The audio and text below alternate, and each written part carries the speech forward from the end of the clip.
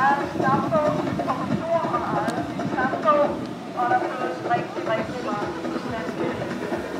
Faktisk er vi det største renracede forbund i Danmark. Alderen på hestene, ja, for de er 5 år, helt klar til at blive reddet, og vi er jo stolte og glade over, at op til 25 år, så kan det ske, at man sørger for at og det med at bruge, det er jo det, som er det bedste ved at have en islandsk hest, det er, at man kan ride, og så kan stå et par dage, fordi den går naturligvis i løs drift, og så kan man tage den, når man er klar igen. En del af de ryttere, jeg tror, tæt på de fleste var i går til stævne, og i vores egen lille klub, og nu var det et årsdagsstævne, det vil sige, altså 40 plus.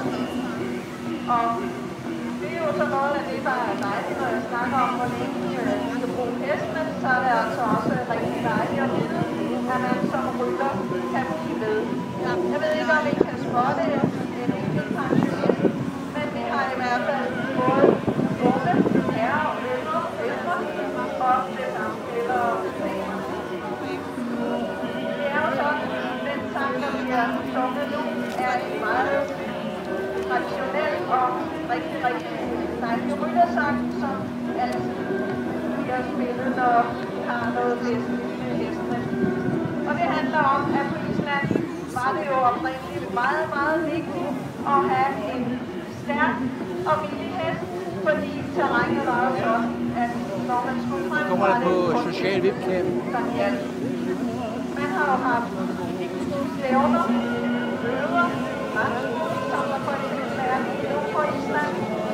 Og det er jo en begivenhed, som alle på Island mødes om, ligesom den gamle dage, der mødtes på altinget, og vi lavede jo lov og alt, hvad man nu kunne finde på. Jeg tror også, der blev belægget lidt hopper nu, når nu Island jo kom fra Nordlandet, så var det jo godt at få blandet nu. Det er jo sådan, at de islandske heste, hvis de engang har forladt landet, aldrig må komme tilbage igen. Det er jo lidt trist ting, men det er jo godt for os, der får noget ud.